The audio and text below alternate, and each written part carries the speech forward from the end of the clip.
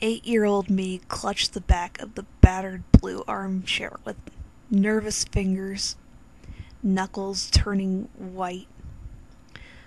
All around me were human remains, brown and chipped skulls looking up at me with empty and foreboding sockets where the eyes used to be. Femurs, rib cages, all sorts of varied and scattered bones surrounded me, each and every one picked clean, a few yellowing and rotting. Slowly, cautiously, I edged as far as I dared to go towards the chair's arm. Perching my fingers on the stitched seams, I looked up with wide, dinner plate eyes. A lump caught in my throat as subdued fear froze my nerves and every part of me from head to foot. A gargantuan monster was seated in the chair. He had the proportions, bulk, and flab, above and beyond that of a sumo wrestler. With each breath, his fat folds fluttered and rippled to an unheard rhythm. The Geiger-esque monster was watching TV. The screen nothing but white noise. The speakers spitting static. Yet, the monster was undeterred by this. His thin, gelatin fish lips pulled back in a leering smile. His pupilless black eyes glimmered with some hidden, satisfied malice. It wasn't until the last second that I noticed, realized why he was struck with so much glee. In his chunky left hand, he held the curvaceous form of a beautiful mermaid. Her upper half was definitely human, her skin a deep and rich Caucasian peach.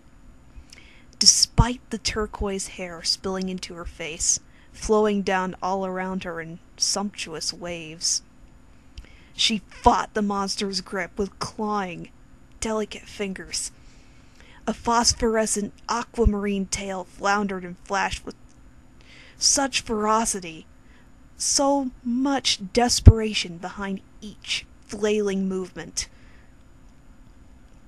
When the monster lifted her, she shrieked and screamed bloody murder. All I could do was watch, quivering and shaking, as the monster licked his lips. Then the jaw opened into a wide, dark hole, so large that I already intuitively sensed that the mermaid would fit.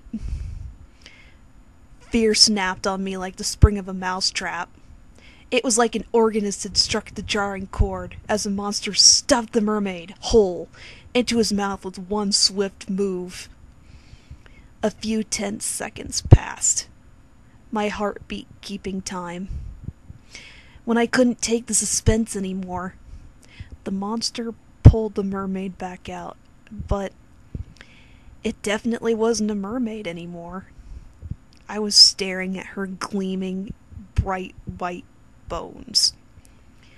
Scientific curiosity highlighted how there were no leg bones billowing out from the waist, but the spiky jutting spines of a fishtail.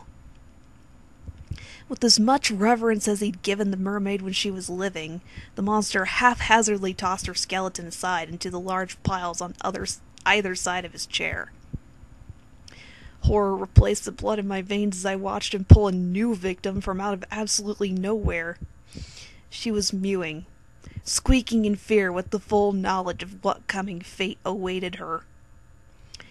My legs became a pair of race car wheels. I turned and peeled out of there, racing away as fast as I could.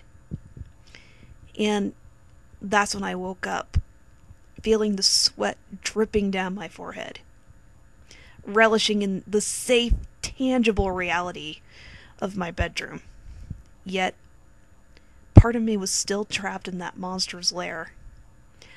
All I could think about was just how thankful I was that I hadn't ended up being that gluttonous beast's next meal.